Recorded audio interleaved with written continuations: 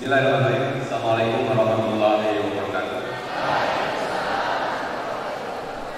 Alhamdulillahirabbil alamin. Wassalatu wassalamu ala asyrofil anbiya'i wal mursalin wa ala alihi wa sahbihi ajmain. Amma ba'd.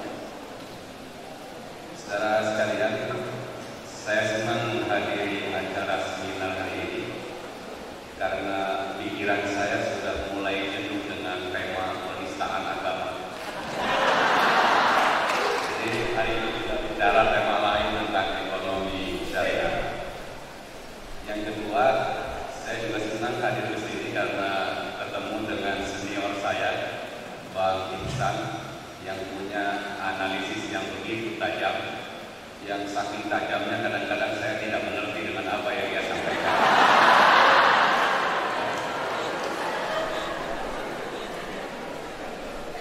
Kemudian yang ketiga, saya nggak nyangka bahwa Bang Ihsan sekarang sudah menjadi mubalik, tapi syukur-syukur tidak termasuk orang yang dikritisi oleh Nusron Wahid, bahwa yang bisa memahami makna yang ada di dalam ayat Al-Quran adalah hanyalah Allah Subhanahu wa Ta'ala. Nah, mudah-mudahan Bang Ihsan tidak melangkahi Allah. Tapi problemnya, saya mengalami kesulitan. Apa yang harus saya sampaikan? Sebab apa yang disampaikan oleh Bang Ihsan tadi adalah kapasitas saya. Jadi nggak bisa dilanjutkan. Selesai saja, jadi nggak perlu ada surat peringatan. Tapi baiklah, saudara sekalian. Tema besar yang akan kita diskusikan pada hari ini adalah kaitannya dengan bagaimana eksistensi ekonomi syariah dalam era globalisasi. Saya sebenarnya tadi berharap Bang Ihsan menjelaskan tentang bagaimana kondisi ekonomi di era globalisasi hari ini. Nah, kemudian kalau itu sudah masuk, saya tinggal entry saja sedikit sehingga 5 menit, 10 menit sudah selesai pembicaraan kita ini. Tetapi mohon maaf, saya agak susah mengkonstruksi berpikirnya karena memang tadi sebenarnya Bang Ihsan sudah ngambil tabling saya. Tapi mudah-mudahan bisa. Oke, sekalian, saya diminta oleh panitia hari ini berbicara tentang preferensi masyarakat Indonesia terhadap eksistensi ekonomi syariah di era globalisasi. Saya sengaja menampilkan foto ini yang berbeda dengan penampilan saya hari ini. So, punya mimpi ke depan bagaimana produk-produk lokal itu bisa dipasarkan di dunia internasional. Negara-negara maju, hanya negara-negara maju misalnya yang hanya mendapatkan nilai positif dari era globalisasi. Tapi sebenarnya saya tidak mau melebihi apa yang dikemukakan oleh Bang Ihsan.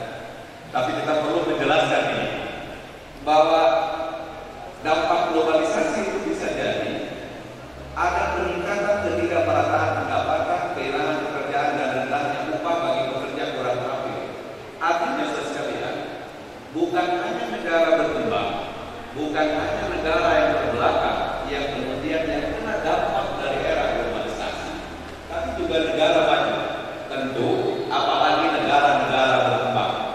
Nah, yang paling penting sekalian, negara berkembang dari globalisasi ini akan memberikan legitimasi bagi internasional untuk negara berkembang akan melakukan proses penyelesaian dan decision kebijakan sehingga harus menerima hegemoni kapital internasional dalam wilayah negara. Dan itu sebenarnya perusahaannya milik orang Indonesia. Tapi pertanyaannya, kenapa yang hadir di tempat itu justru orang Cina? Tidak ada satupun orang Indonesia. Saya kira ini sebagai dampak negatif yang akan kita rasakan di negara-negara berkembang hari ini kalau era globalisasi sudah sedemikian rupa. Saya pikir Pak Iksan lebih tahu lah tentang apa yang terjadi di Freeport hari ini. Kan kekayaan milik kita, sumber daya alam milik kita, tetapi kita hanya mendapatkan sebagian kecil dari keuntungan yang diperoleh. Nah, kenapa itu terjadi? Saudara sekalian, bisa jadi sebagai bagian dari dampak dari globalisasi. Nah, problemnya, kenapa mereka bisa masuk ke kita, tetapi kita tidak masuk ke mereka? Penelitian saya yang ditulis di dalam buku ini penelitian tentang kewirausahaan di Tasikmalaya yang kemudian sudah ditranslate ke dalam bahasa Inggris, dan Tasik sekarang bukunya temanya sudah diterbitkan di Jerman. Jadi Tasik hari ini sudah informasinya sampai di Jerman. Saya mimpi sekali waktu bagaimana kalau gelis dijual di Jerman, payung gelis dijual di Amerika. Tadi waktu saya coba itu bagaimana bordel yang menjadi ciri khas Tasikmalaya ini bisa tumbuh lalu juga menembus ke barat dan produk-produk yang lainnya. Nah, saya kira persoalannya di situ yang dihadapi oleh kita hari ini. Kenapa produk-produk luar begitu cepat masuk ke kita, tetapi pada saat yang sama produk-produk kita susah menembus ke dunia? Saya kira itu persoalan pertama yang dihadapi ketika kita akan memasuki era globalisasi. Pertanyaan utamanya dari diskusi kita hari ini, apakah mungkin ekonomi syariah atau eksistensi ekonomi syariah bisa memasuki era globalisasi? Nah, saya kira persoalan utamanya dalam diskusi kita hari ini adalah di situ. Apakah eksistensi ekonomi syariah itu masih memungkinkan dan punya ruang untuk bisa berkembang di era globalisasi? Saya sampai hari ini termasuk orang yang masih ragu. Mohon maaf, kalau boleh saya berpendapat bahwa sampai hari ini ekonomi syariah masih terlalu berat untuk bisa masuk ke era globalisasi. Persoalannya apa? Pertama, belum siapnya dukungan sumber daya manusia yang memahami tentang ekonomi syariah. Saudara sekalian,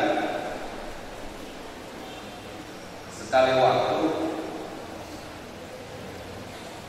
saya mewawancarai calon mahasiswa pasca sarjana ekonomi syariah UIN Sunan Gunung Jati Bandung. Dan calon mahasiswa itu adalah para pegawai perbankan syariah. Dan dialami oleh kita semua, justru produk internasional yang menjajah kita semua. Produk Barat masuk ke kita, produk Eropa masuk ke kita, produk Amerika masuk ke kita.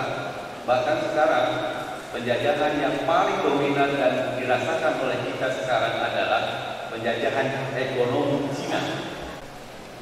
Guyon saya Pak Iksan, bagaimana ke depan jengkol itu dimakan oleh orang Amerika, bagaimana jengkol itu dimakan oleh orang Barat dan seterusnya. Bukan hanya pizza yang kita makan hari ini, bukan Dunkin Donat yang kita makan hari ini, tapi bagaimana karero lenca bisa dimakan oleh orang Barat.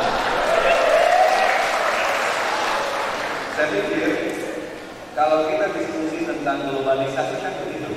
Jadi bagaimana produk-produk lokal itu bisa mendunia, dan itu tanpa batas, Yang hari ini seperti yang saya kemukakan tadi, bahwa produk orang lain yang digunakan oleh kita, tapi kemudian produk-produk kita justru agak susah masuk ke dunia. Nah, saya kira problemnya di situ. Oke, kita percepat saja supaya tidak terlalu. Nah, Ini sebenarnya persoalan terbesarnya bagi negara-negara maju, bahwa besarnya arus impor serta aliran investasi asing akan mengakibatkan peningkatan ketidakmerataan pendapatan, kehilangan pekerjaan, dan rendahnya upah bagi pekerja kurang terampil. Coba saudara sebutkan beberapa akad muamalah yang digunakan sebagai prinsip operasional di perbankan syariah. Saya kira saudara sudah tahu kan? Nah, tapi apa yang keluar dari mulutnya? Ada beberapa akad Pak yang digunakan di dalam prinsip operasional perbankan syariah. Yang kedua ada yang disebut dengan mudarabah. Yang ketiga ada yang disebut dengan musyarakah. Yang ketiga ada yang disebut dengan ijarah.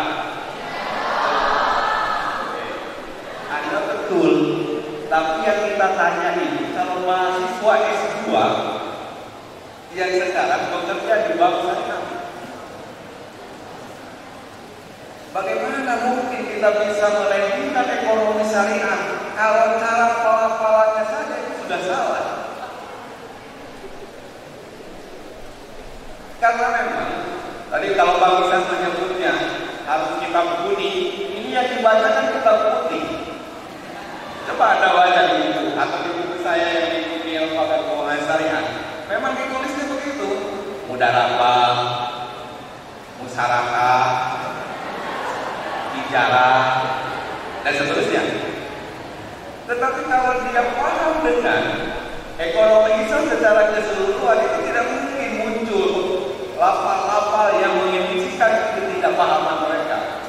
Nah, saya kira ini persoalannya. Jadi kita perlu punya sumber daya manusia yang andal untuk bisa melandingkan ekonomi syariah di Indonesia.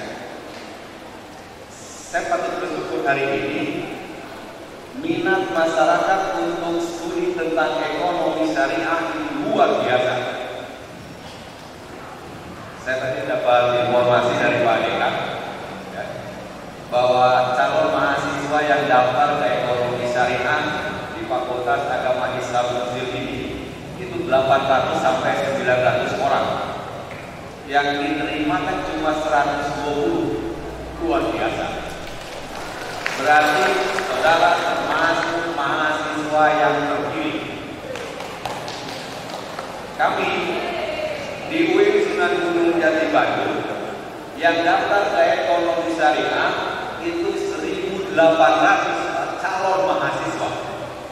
Kami hanya menerima 4 probel, 160. Berarti berapa banyak yang berguguran. Saya dapat informasi dari UPI, Universitas Pendidikan Indonesia, dari Kaprodinya, yang daftar menjadi calon mahasiswa ke UPI untuk prodi ekonomi syariah itu 6.000 lebih. Yang diterima cuma 80 orang. Saya sebelum ke sini sempat komunikasi juga dengan Prof. Erni, karena dia juga Dewan Pakar di MES Jawa Barat. Unpad sekarang kan sudah buka juga ekonomi Islamnya S1-nya. Yang daftar 8.000 lebih, yang diterima hanya 80 orang. Apa itu maknanya? Maknanya bahwa minat masyarakat kita untuk studi tentang ekonomi syariah itu begitu tinggi. Dan itu patut disyukuri dalam rangka apa? Dalam rangka meningkatkan ini sumber daya manusia. Nah, yang kedua, sekalian, yang menjadi persoalan kesulitan ekonomi syariah ini dilandingkan di masyarakat global, di ekonomi global, adalah pemahaman, kesadaran, dan kepedulian masyarakat masih sangat-sangat rendah. Kita bisa lihat bagaimana market share bank syariah yang sampai hari ini tidak pernah melebihi 5%, itu menjadi indikasi kepedulian yang masih rendah. Nah, yang paling parah sekalian yang ketiga, ada persepsi negatif sekelompok muslim dan non-muslim yang takut mengaplikasikan syariah secara kafah.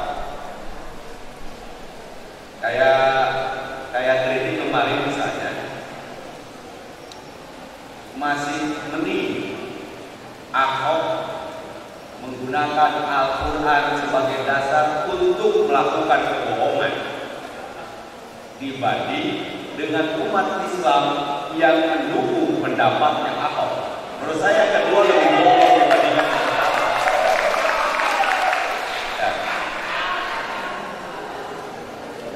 karena ada sebagian umat Islam yang justru mendukung Ahok pendapatnya dan pemikirannya. Nah, persoalannya, apakah itu terjadi dalam ekonomi syariah? Iya. Hari ini banyak kiai, banyak ajaran, banyak ustaz yang sebenarnya tidak sependapat dengan ekonomi syariah. Tadi waktu di ruang DKN kita ngobrol dengan Bang Ihsan, bagaimana kiai misalnya mengkritik ekonomi syariah, bagaimana kiai mengkritik bank syariah, bagaimana misalnya ustaz melemahkan bank syariah. Nah, menurut saya itu termasuk kepada yang orang Islam yang memiliki persepsi negatif.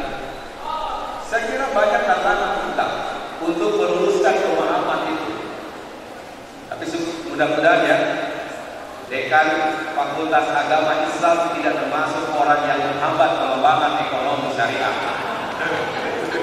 Saya percaya betul. Nah, bagaimana ekonomi syariah itu bisa dikembangkan lebih lanjut. Tapi bahwa ada sebagian orang umat Islam yang memiliki persepsi negatif terhadap pengembangan ekonomi syariah, ya. Yang terakhir menurut saya, yang menjadi kendala dalam pengembangan ekonomi Islam dan masuk ke era globalisasi adalah lemahnya dukungan partai politik Islam. Jadi ada beberapa partai politik yang menyatakan dirinya sebagai partai politik Islam, tetapi belum mendukung sepenuhnya tentang bagaimana pengembangan ekonomi Islam. Nah, saya kira itu. Lalu solusinya apa yang bisa kita lakukan? Maka pertama, perlu ada peningkatan sosialisasi ekonomi syariah secara daya manusia yang rendah, baik secara fisik maupun wawasan ilmiahnya. Kemudian pengembangan dan penyempurnaan institusi ekonomi syariah. Saya kira di sini masih ada problem bahwa hari ini tentu berdasarkan hasil penelitian masih menunjukkan adanya deviasi, adanya penyimpangan dari prinsip-prinsip syariah itu sendiri. Itu harus diakui. Karena hasil penelitian menjelaskan itu ada ketidakkomitmenan terhadap fatwa DSM, ada ketidakkomitmenan terhadap prinsip-prinsip syariah, dan itu dirasakan oleh lembaga-lembaga keuangan syariah. Maka, saudara sekalian, kita perlu ada pengembangan dan penyempurnaan institusi ekonomi syariah itu. Dan yang terakhir menurut saya, yang harus dilakukan adalah peningkatan inovasi produk. Sudah jenuh itu begini. Jadi hari ini kita banyak bicara tentang bank, kita bicara tentang asuransi, kita bicara tentang pegadaian. Tadi sempat ditanya oleh wartawan, apa tidak ada tema lain tentang ekonomi syariah itu tentang bank syariah? Apa tidak ada tema lain diskusi tentang ekonomi syariah itu tentang lembaga-lembaga keuangan syariah? Sebenarnya tadi sudah disinggung oleh Pak Ihsan bahwa ekonomi syariah bukan hanya sekedar lembaga-lembaga keuangan syariah, tapi sebenarnya ekonomi syariah mencakup berbagai aspek perilaku kehidupan yang terkait dengan ekonomi. Nah, sekalian, kesimpulannya yang bisa kita tarik, kalau melihat fakta hari ini, kita memang masih berat mewujudkan atau mengimplementasikan ekonomi syariah di era globalisasi. Tetapi masih ada ruang, masih ada kesempatan yang bisa kita lakukan untuk masuk ke era globalisasi kalau ada upaya-upaya yang dilakukan ini. Pertama adalah ada sosialisasi ekonomi syariah secara mendalam, kemudian kita mempersiapkan sumber daya manusia dalam rangka mengimplementasikan ekonomi syariah tadi. Yang ketiga adalah pengembangan dan penyempurnaan institusi dan juga memunculkan inovasi dan kreativitas terkait dengan ekonomi syariah tadi. Wallahu a'lam. Assalamualaikum warahmatullahi wabarakatuh. yang humoris, tapi cukup mengena pada tema yang kita usung. Baiklah, hadirin peserta seminar yang saya hormati, yang budiman, tentunya banyak pertanyaan dari kita yang akan disampaikan oleh peserta seminar ini. Baiklah, kita punya waktu sampai jam, kalau ke jam 12 ya 30 menit, kurang kayaknya 1 jam ya. Punya waktu 1 jam untuk berdialog. Silakan barangkali ada peserta seminar yang ingin mengungkapkan